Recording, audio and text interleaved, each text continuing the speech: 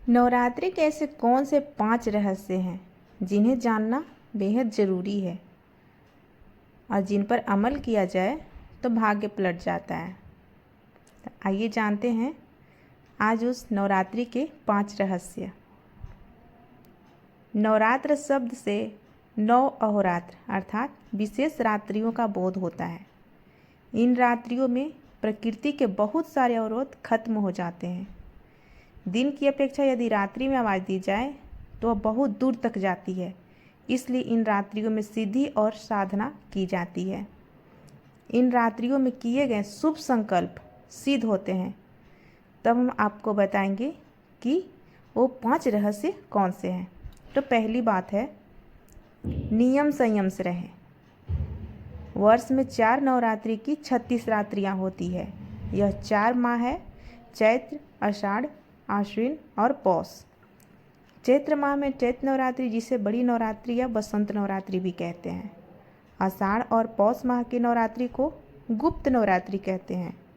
आश्विन माह की नवरात्रि को शारदीय नवरात्रि कहते हैं। यदि आपने वर्ष की इन 36 दिन और रात को साध लिया तो आपका भाग्य पलट जाएगा। इसके लिए आपको इन दिनों कड़े व्रत रखना चाहिए और इन 36 दिनों में मदमान, मांस भक्षण और स्त्री संग शयन नहीं करना चाहिए। उपवास में रहकर इन 9 दिनों में की गई हर तरह की साधनाएं और मनोकामनाएं पूर्ण होती हैं। लेकिन जो व्यक्ति इन 9 दिनों में पवित्र नहीं रहता, उसका बुरा वक्त कभी खत्म नहीं होता है। दूसरी बात, शरीर को शुद्ध करें। हमारे शरीर में 9 छिद्र हैं, 2 आँख, 2 कान, नाक के 2 छिद्र, 2 गुप्तांग और 1 मुंह। उक्त 36 अंगों को पवित्र और शुद्ध करेंगे तो मन निर्मल होगा और छठी इंद्री को जागृत करेगा। नींद में यह सभी इंद्रियां लुप्त होकर बस मन ही जागृत रहता है। तीसरी बात है, देवियों की पहचान।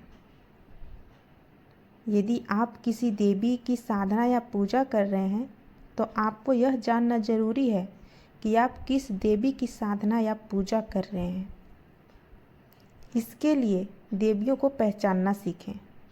प्रत्येक देवी को उनके वाहन, भुजा और अस्त्र शस्त्र से पहचाना जाता है। जैसे अष्टभुजाधारी देवी दुर्गा और कात्यायनी सिंह पर सवार है, तो माता पार्वती चंद्रघंटा और कुष्मांडा शेर पर विराजमान है। शैलपुत्री और महागौरी वृषभ पर, कालरात्रि गधे पर और सिद्धिदात्री कमल पर विराजमान है।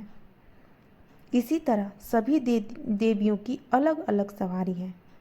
9 देवियों में शैलपुत्री, ब्रह्मचारिणी, चंद्रघंटा, कुष्मांडा, स्कंदमाता, कात्यायनी, कालरात्रि, महागौरी, सिद्धिदात्री का पूजन विधि विधान से किया जाता है। कहते हैं कि कात्यायनी ने ही महिषासुर का वध किया था, इसलिए उन्हें महिषासुर मर्दिनी भी कहते हैं। दुर्गा सप्तशती के अनुसार इनके अन्य रूप भी हैं: ब्राह्मणी, महेश्वरी, कौमारी, वैष्णवी, वाराही, नरसिंही, ऐन्द्री, शिवदूती, भीमा देवी, ब्राह्मणी, शाकंभरी, आदिशक्ति और रक्तदंतिका। उपरोक्त सभी की पूजा साधना पद्धतियाँ अलग अलग होती है और सभी को अलग अलग भोग भी लगता है, जैसे 9 भोग। चौथी बात, साधना के नियम। प्रत्येक नवरात्रि में अलग अलग साधनाएं की जाती है। साधना के पहले आपको यह भी तय करना होता है कि आप किस देवी की साधना करना चाहते हैं। जैसे बगलामुखी देवी, काली माता, माँ मातंगी या अंबिका माता की साधना करना चाहते हैं या अन्य किसी का। सामान्य जन माता के बीज मंत्र या साबर मंत्रों का जाप कर सकते हैं। आप प्रतिदिन दुर्गा सप्तशती का पाठ भी कर सकते हैं। अष्टमी की रात्रि में दुर्गा सप्तशती के प्रत्येक मंत्र को विधिवत सिद्ध किया जाता है।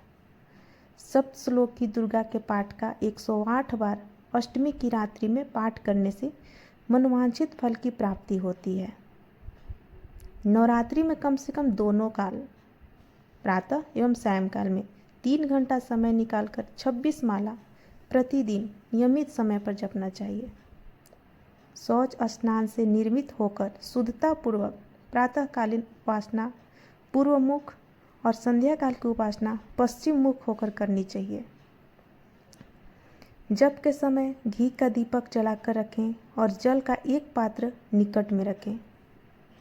जो साधक सावधान और एकाग्र चेतना से उपासना करता है उसको धीरे धीरे सिद्धियां प्राप्त होने लगती है।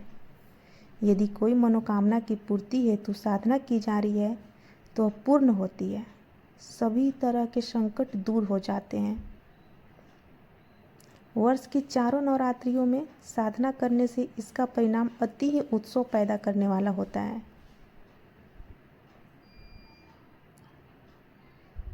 नवरात्रि साधना में ब्रह्मचर्य पालन करना बहुत जरूरी है। इसके अलावा एक समय ही भोजन ग्रहण करें। दोनों वक्त फल और दूध लेना भी उपवासवत ही है।